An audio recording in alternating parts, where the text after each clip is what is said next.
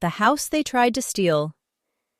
I was on the polished marble floor of my father's rented event hall, 8 months pregnant, one wheel of my chair still spinning beside my face, when I realized my water had broken. The band was still playing near the champagne wall. Somebody had dropped a glass, and the sharp little pieces were scattered under the gold uplighting like ice. Above me, my father stood with his hands clenched at his sides, breathing hard through his nose, because I had refused to sign the quitclaim deed he had pushed into my lap in front of 112 guests. He thought humiliation would make me obedient. It almost did. For half a second, while the pain shot through my spine and across my belly, I was 7 years old again, small and useless in his eyes, a daughter he couldn't display, a daughter who made rich people uncomfortable, a daughter who had cost him money and sympathy and the perfect family photograph. He had been trying to stage since before I could remember. My mother, Marianne, covered her mouth, not because she was afraid for me, but because the caterer had turned around and the mayor's wife had seen everything. My brother Ethan stood behind my father in his custom navy suit, one hand still holding the pen he thought I was going to use to give him my grandfather's house. Then my wrist vibrated once. The emergency recording had started. My name is Claire Hollis. I am 31 years old, a wheelchair user, an accessibility compliance designer for federal construction contracts, and, on that Friday evening in Boulder, Colorado, I was the woman my family had spent 2 decades underestimating. They saw the chair first. They always had. They saw the medical bills, the ramps, the modified van, the appointments, the braces, the quiet pauses when nerve pain climbed up my back like a hot wire. They never saw the audit trail. That was their mistake. I was diagnosed with a progressive spinal disorder when I was 6. My mother used to tell people I was delicate, as if the word made her sound compassionate. My father, Richard Vale, never bothered with soft language. To him, I was a defect in an otherwise expensive display case. Richard was a senior development consultant in Denver, the kind of man who wore Italian shoes to charity breakfasts and used words like legacy and family name as if they were legal instruments. Whenever clients came to our house, I was sent to my room with the television low. Ethan was never sent away. If he wanted lacrosse gear, ski weekends, or tutoring, my parents found the money. If I needed a new cushion for my chair, we discussed sacrifice. That was the word they used.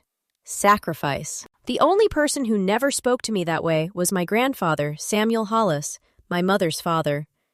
Grandpa Sam smelled like cedar chips, pipe tobacco he had quit smoking 20 years earlier, and the lemon oil he used on every piece of furniture he restored by hand. He had a 1-story ranch house outside Fort Collins, with wide doorways he had widened himself, a back porch facing 3 crooked cottonwoods, and a kitchen table scarred by 50 years of coffee cups and family arguments. He called me his architect because I noticed load-bearing things.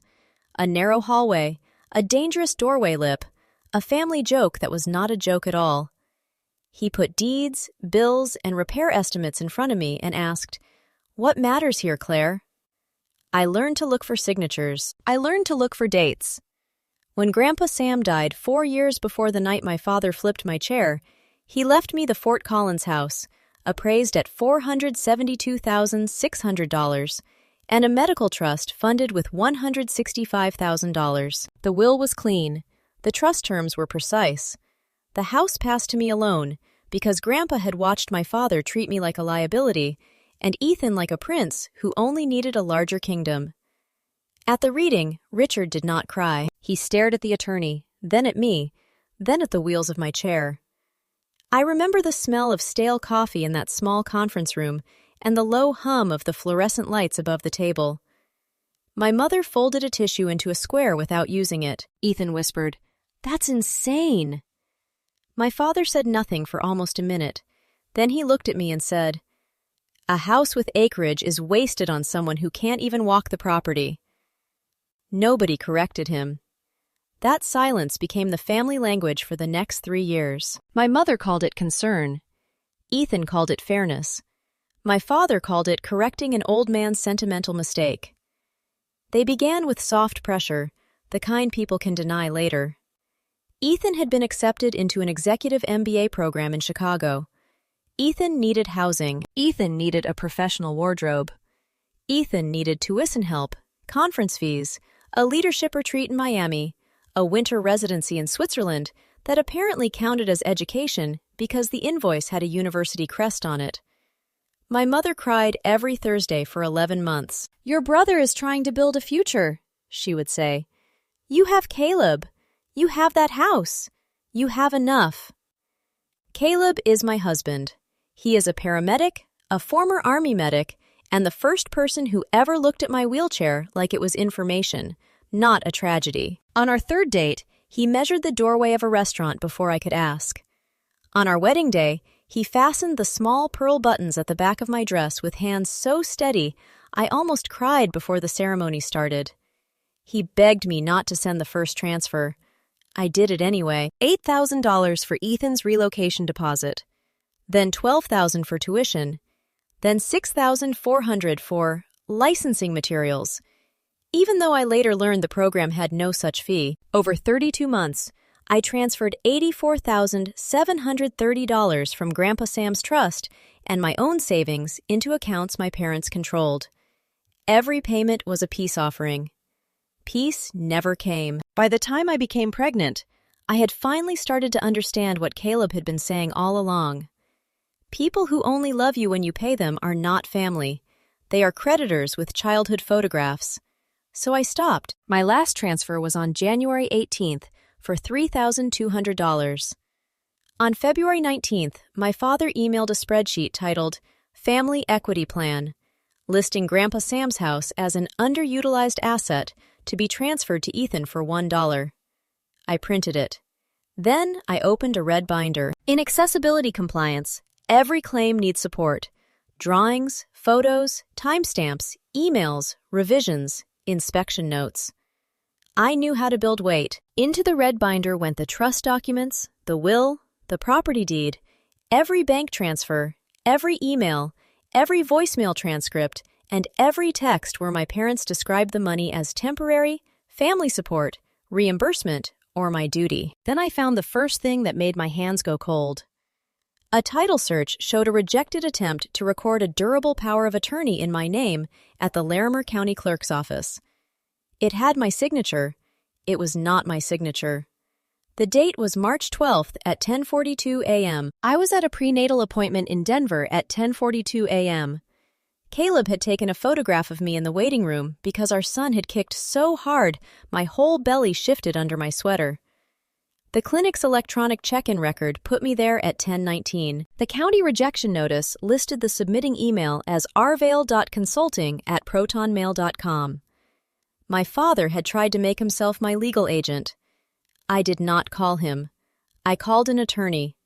Her name was Nadia Brooks, and she had the calmest voice I had ever heard outside a courtroom. Her office smelled like copier toner and peppermint tea.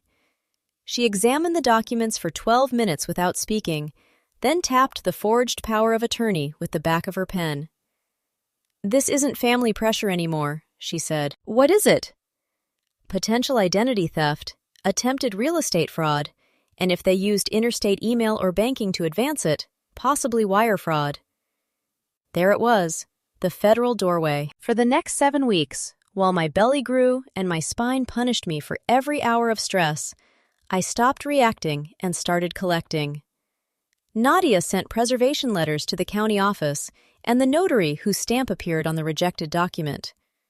The notary replied within 4 hours. She had never met me. Her stamp had been reported missing from a mobile signing kit in Denver 2 months earlier. That went into the binder. I installed a call recorder that announced itself automatically under Colorado law whenever calls came in. My mother hated it, which told me it was working. I forwarded every threatening email to Nadia. Caleb backed up the files to 2 encrypted drives, one kept at our house, one in a safe deposit box at Alpine Credit Union. Then, the accounting turned uglier. Ethan's tuition invoices did not match the university portal.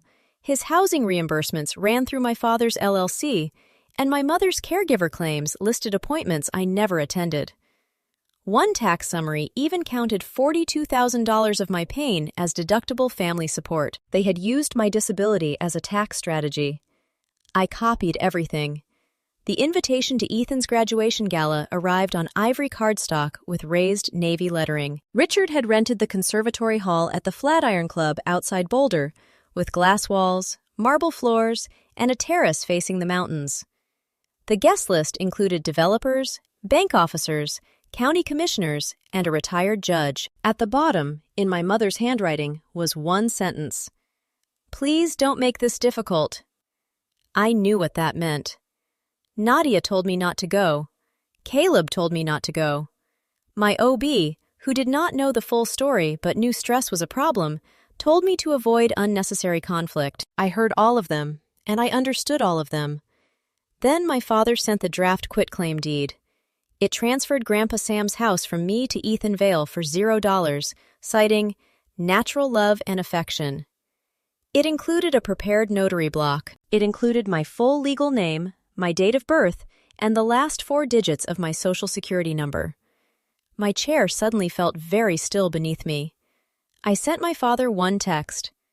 "I will attend the gala. Bring whatever documents you believe are necessary."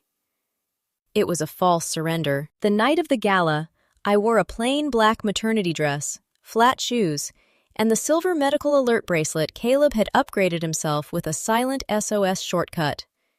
Inside the left side panel of my chair, under the cushion seam, I carried a slim recording device with a fresh battery. In the bag hanging from my handles, I carried copies of the deed, the forged power of attorney, the bank summary, and Nadia's letter instructing me not to sign anything under pressure. The red binder stayed in Caleb's truck. It was not time yet. The conservatory smelled like orchids, champagne, and floor wax. A jazz trio played near the staircase. Ethan moved through the room like a candidate on election night, shaking hands, laughing too loudly, letting people admire the degree he had paid for with money that was supposed to protect my health. My father found us near the dessert table. For the first hour, he behaved. He introduced Caleb as Claire's husband, the paramedic, with the same tone he used for parking attendants. My mother kissed my cheek and whispered that I looked tired. Ethan leaned down, patted my shoulder, and said, "Big night for all of us." I smiled. That was all. At 8:17 p.m., I asked Caleb to get my lumbar brace from the truck. That part was not staged. My back had started burning, and the baby was pressing low enough to make me breathe carefully. Caleb frowned, but I squeezed his hand. 2 minutes, he said. I know. He left through the glass doors. My father moved before the doors closed behind him. Richard crossed the floor with Ethan beside him, and my mother floating behind like a witness who hoped not to be named. He placed a leather folder on my lap. The music softened between songs, and for a moment I could hear the ice machine behind the bar dropping cubes into a metal bin. "Sign it," he said. I looked at the folder. No. His eyes flicked toward the guests nearby. A bank president, 2 women from the club board, and the retired judge had all turned slightly toward us. My father lowered his voice, but not enough. "Don't embarrass yourself." "I'm not signing Grandpa Sam's house to Ethan." Ethan laughed once, sharp and fake. "It's not your house in any meaningful way, Claire. You don't need land. I can actually build something with it." "You mean sell it?" His smile thinned. My mother said, "Please, your brother has worked so hard." I looked at her. "With my money." That was when the air changed. A public family lie can survive almost anything except a precise number spoken in a quiet room. My father felt it. Ethan felt it. My mother certainly felt it because her eyes darted toward the mayor's wife near the hydrangeas. Richard leaned down, one hand gripping the armrest of my chair. "You ungrateful little burden," he whispered. "I carried you for years. I paid for everything you couldn't do. You owe this family." My thumb slid over my bracelet. 1 press, 2 seconds. The device vibrated. Recording started. "Say that again," I said. He did. Not those exact words, worse ones. He spoke about the chair, the medical bills, the house, the trust, the family name, the way Ethan deserved a clean start, and I had no right to hoard assets when my body had already taken enough from everyone. He said my grandfather had been manipulated by pity. He said Caleb had married me for the property. Then he pushed the pen into my hand. Sign. I let it fall to the floor. It made a tiny click against the marble. That sound undid him. My father seized the frame of my chair and yanked it sideways. He was not trying to move me, he was trying to make a point. But anger is bad engineering, and my chair was not designed for a 200-pound man pulling one side, while my body weight leaned forward and my center of gravity was already compromised by pregnancy. The chair tipped. The room turned white and gold and glass. I hit the floor on my side first, then rolled forward, palms scraping marble, belly tightening so hard I couldn't breathe. For one impossible second, the jazz trio kept playing. Then the trumpet stopped mid-note. A woman screamed. Warm fluid spread beneath my dress. My son was coming, and my father looked annoyed. Not afraid, annoyed. "Get up!" he snapped, as if humiliation had a reverse gear. My mother said, "Richard, people are watching." That was what she said. Not call an ambulance. People are watching. I pressed my palm against the floor and felt something sticky where champagne had spilled earlier.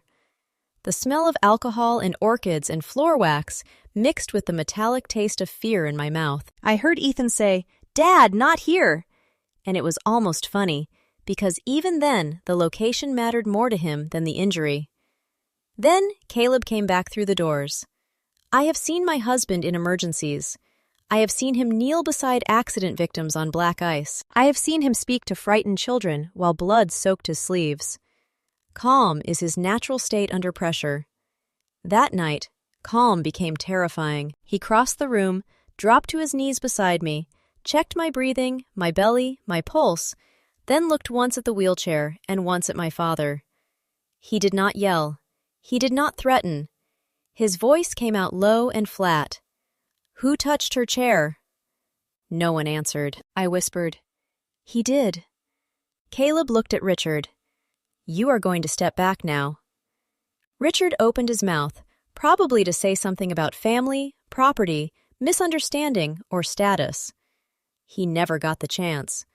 The first uniformed officer entered through the main doors at 8:23 p.m., followed by a second officer and 2 paramedics with a stretcher. My bracelet had sent location, audio, and my emergency medical profile. It also sent the live recording to Caleb. The officer's name was Marta Ruiz. She smelled faintly of rain and wintergreen gum. She took one look at me, one look at the fluid on the marble, and began clearing space with the kind of voice people obey before they decide to obey it. The paramedics moved fast. Caleb gave them my history without stumbling. 31, 34 weeks pregnant, spinal disorder, fall from wheelchair, possible abdominal trauma, ruptured membranes, escalating contractions. He held my hand while they transferred me to the stretcher. Richard tried to follow. Officer Ruiz stopped him with one palm. "Sir, stay where you are." "This is a family matter," he said. She looked at the overturned wheelchair. "Not anymore." As they rolled me toward the ambulance, I turned my head and saw my father's world begin to crack in public. The retired judge had stepped away from him. The bank president was on the phone. Ethan stood pale and motionless, still holding the leather folder. My mother stared at the floor like the marble might open and give her somewhere better to stand. Outside, the mountain air was cold. Inside the ambulance, everything became monitors, straps, blood pressure cuffs, and Caleb's voice repeating that I was safe, that our baby was moving, that I needed to breathe through the contraction and stay with him. The siren sounded distant, almost underwater. I remember the chemical smell of antiseptic and the little squeak of the stretcher wheels when we hit the hospital bay. Our son was born 14 hours later. Owen Samuel Hollis came into the world at 10:41 the next morning, 4 pounds 11 ounces, angry enough to make the NICU nurse laugh. He needed oxygen support. He needed monitoring. He had one perfect dark curl pressed to his forehead and a grip strong enough to lock around Caleb's finger like a promise. I did not see my father that day. I saw a detective. Detective Aaron Pike came to my room at 3:15 p.m. with Officer Ruiz and a tablet containing a copy of my emergency recording.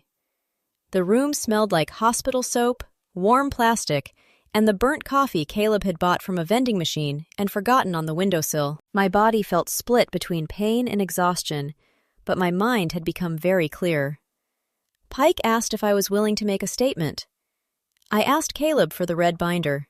He left, returned 20 minutes later, and placed it on the rolling hospital tray beside my untouched lunch. The binder looked too bright against the beige blanket. Detective Pike opened it with the careful expression of a man who had expected a family dispute and found a case file instead. Page 1 was the will. Page 2 was the deed. Page 3 was the rejected power of attorney. Then came the bank transfers, the false invoices, the email from my father demanding the house, the tax summary, the forged notary block, the call transcripts, and the gala recording time-stamped from 8:18:06 p.m. to 8:24:51 p.m. Caleb had added photographs of the wheelchair, the marble floor, and the leather folder recovered by Officer Ruiz. Detective Pike stopped on the page showing my father's spreadsheet. "Family Equity Plan," he read. Nobody laughed. The investigation widened quickly. Paperwork has memory, IP addresses, timestamps, routing numbers, printer codes, and the path a lie takes through a system. Within 9 days, investigators tied the forged power of attorney to Ethan's laptop, my parents' home IP address, and a stolen notary stamp. The false invoices traced back to a template service billed to my mother's card. Then the IRS got interested. Nadia explained it while Owen slept in the NICU. State prosecutors cared about the assault. County investigators cared about the deed. Federal agents cared about wire transfers, identity documents, tax filings, and whether my disability trust had been turned into a fraud machine. My family had built their felony case around my name. Richard was arrested first for assault, coercion, and attempted exploitation of an at-risk adult. He posted bond within 48 hours and released a statement calling the fall accidental and me emotionally unstable. It sounded polished. Then the gala video surfaced. A catering employee had been filming the champagne wall when my father grabbed the chair. The clip was 19 seconds long. His hand, the yank, my fall, his face above me. Truth does not need a long runtime when the camera angle is clean. The internet believed its eyes. By the preliminary hearing, my father had lost 3 contracts. Ethan's job offer was delayed, and my mother had started sending messages through relatives about forgiveness and misunderstanding. I saved those too. The hearing took place on a Monday in Boulder County Courtroom 4B. The courthouse smelled like wet wool, old varnish, and coffee that had been sitting on a warmer since sunrise. Caleb sat beside me with Owen's hospital bracelet looped around his keychain. Nadia sat at the counsel table with the red binder, now reinforced with extra tabs because one binder had become 2. My father wore a charcoal suit and the expression of a man offended by consequences. Ethan sat behind him. My mother wore pearls. The prosecutor played the emergency audio first. My father's voice filled the courtroom, colder and uglier than I remembered, because pain had blurred some of it for me. The judge listened without moving. I watched Richard's shoulders stiffen when he heard himself call me a burden. Then came the video. 19 seconds. No music, no argument, just motion, impact, silence. My mother lowered her head. Ethan stared straight ahead. My father whispered something to his attorney, and his attorney did not whisper back. When I testified, I did not cry. That surprised some people, I think. They expected shaking hands, a breaking voice, a wounded daughter asking why. But by then, why had become irrelevant. I had asked why for 25 years and received nothing but invoices. So, I gave dates. I gave amounts. I gave account numbers ending in 4429 and 7716. I gave the March 12th timestamp from the county clerk and the 10:19 a.m. prenatal check-in that proved I could not have signed the power of attorney. I explained the red binder because the judge asked why I had prepared so many documents before the party. I looked at my father when I answered. Because this was not the first time he tried to take something from me, I said. It was only the first time he did it in a room full of witnesses. The courtroom went still. That stillness was not victory. It was recognition. 2 months later, the federal indictment arrived. Richard Vale, Marianne Vale, and Ethan Vale were charged in connection with attempted wire fraud, identity theft, conspiracy to commit real estate fraud, tax fraud, and exploitation of a disability trust. The state assault case remained separate. Nadia warned me not to expect everything to move quickly. Justice has a calendar problem. But paperwork is patient. The federal agents were not dramatic. They arrived early on a gray Wednesday with warrants, laptops, evidence bags, and polite voices. A neighbor later told me she heard my father yelling while agents carried out computers and a box labeled Ethan MBA. That label became an exhibit. My mother blamed my father. Ethan blamed both parents. Richard called it estate planning, but the emails, metadata, and tax returns did not misunderstand, and I did not disappear. The plea negotiations took 4 months. During that time, Owen came home from the NICU. He slept badly, ate fiercely, and made tiny goat noises whenever Caleb changed him. My body healed slowly. Some days, my spine punished me for surviving. Some days, I woke up angry enough to taste copper.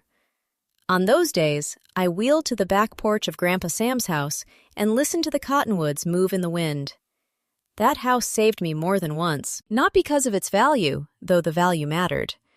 Not because of the land, though Ethan had wanted every inch. It saved me because Grandpa Sam had understood that safety is not sentimental. Safety is structural. Wide doors, clear title, money protected by terms, records kept in order, a place where no one could threaten eviction and call it love. The sentencing hearing for the state assault case came first. Richard's attorney spoke about stress, misunderstanding, community service, and a lifetime of professional achievement. My father stood and read a statement that used the word regret 4 times without ever saying what he had done. He said he regretted that emotions ran high. He regretted that family tensions became public. He regretted that I interpreted his actions as hostile. Then the judge asked if he regretted putting his pregnant daughter on the floor. Richard froze. For the first time in my life, my father's mouth opened and produced nothing useful. The judge sentenced him to 18 years in state prison for aggravated assault causing serious bodily injury to a pregnant victim, with additional penalties for coercion and attempted exploitation to run concurrently. The courtroom did not gasp. Real life rarely gives villains the soundtrack they think they deserve. My mother made one broken sound. Ethan looked at me. I looked back.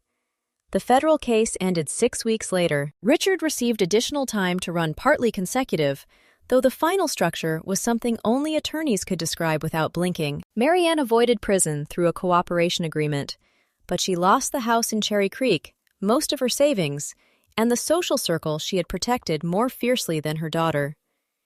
Ethan pleaded guilty to conspiracy and identity theft related to the forged documents. He received 42 months in federal prison, 3 years of supervised release, and restitution obligations that would follow him long after his expensive suit stopped fitting. At his sentencing, Ethan cried. He said he had always felt pressured to succeed. He said Dad made it seem normal. He said Mom handled the paperwork.